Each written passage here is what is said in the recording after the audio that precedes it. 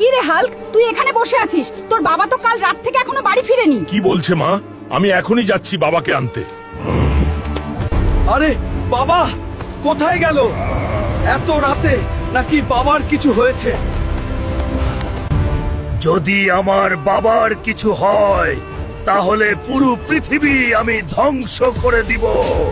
আরে হাল্ক ভাই, তোমার বাবাকে কাল রাতে বুল্লু ধরে নিয়ে গেছে। যদি আমার বাবার কিছু হয় তাহলে আমি বুল্লুকে শেষ করে দিব।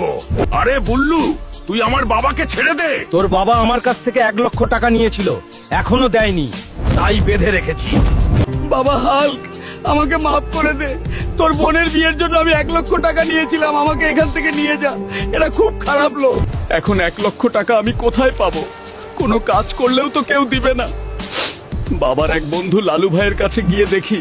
লালু আঙ্কেল, দয়া করে আমাকে 1,00,000 টাকা দিন, বাবাকে বাঁচাতে হবে। আমার কাছে কোনো টাকা হবে না, তুমি যাও এখান থেকে। শুনেছি পাশের গ্রামে নাকি কুস্তি খেলা হইতেছে, যে জিতবে তাকে 1,00,000 টাকা দেওয়া হবে। আমি খেলবো আর জিতবই। আজকের খেলা হবে হাল্ক বনাম কুদ্দুস। কে বিজয় হবে কমেন্টে বলে যাও। বন্ধুরা, তোমরা ভিডিওতে লাইক করে চ্যানেলটা সাবস্ক্রাইব করে দাও, তাহলে আমার শরীরে শক্তি চলে আসবে আর আমি বাবাকে বাঁচাতে পারবো। প্লিজ।